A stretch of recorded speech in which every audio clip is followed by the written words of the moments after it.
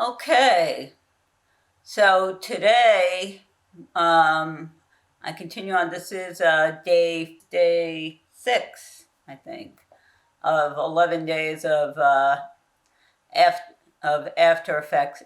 As I mentioned yesterday, I thought it was 11 days I'd be off. It's actually 9. But at any rate, we're going to still keep it at 11, even if I can't do quite as much the last 2 days. So today I've been working with the units on trim path and Bezier's path. Bezier paths are where you can make a path in kind of any direction you want, and you have the little handles to adjust things, and I'm still trying to get comfortable with that. It's a little bit, finding it a little bit interesting to try to do that. When you click on the right thing to get the handles and, to get the path. And so I've had to follow along with him quite closely to get what he's trying to do. But he does a number of lessons, so you get used to making these paths. And the last couple of lessons have been on the trim path, which you're not in, which is separate from the Bezier. That's basically a way of animating on a stroke, so you could make kind of cool animations that way. And as for, I'm hoping before I go to bed tonight I can get through this. The next thing would be repeater and burst elements. So we'll see what that's all about.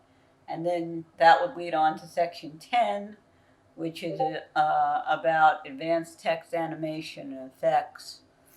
And I was playing around a little also, tried to see if I can bring up the Cinema 4D,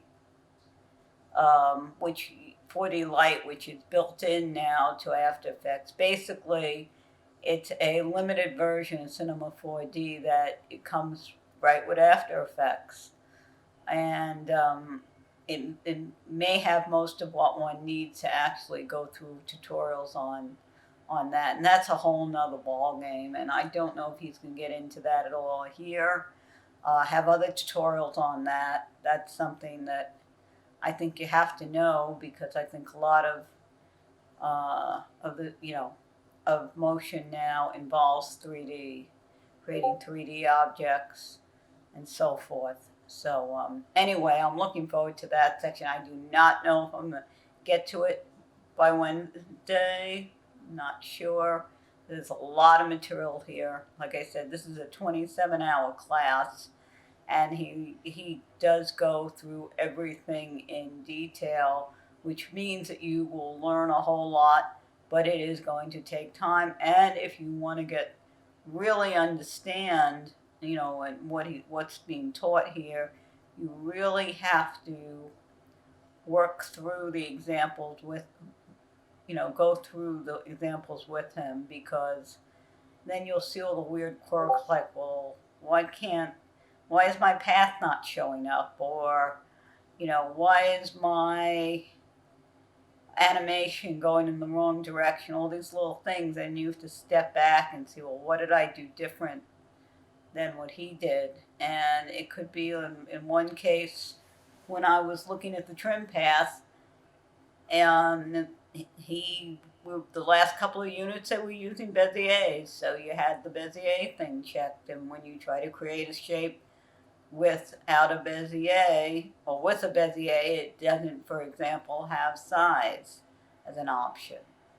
So these are the things, and this is why, to really take full advantage of this class, you have to follow along with him step by step and go through the examples with him, or it's just you're not gonna get as much out of it. And I think it's like with any of these classes.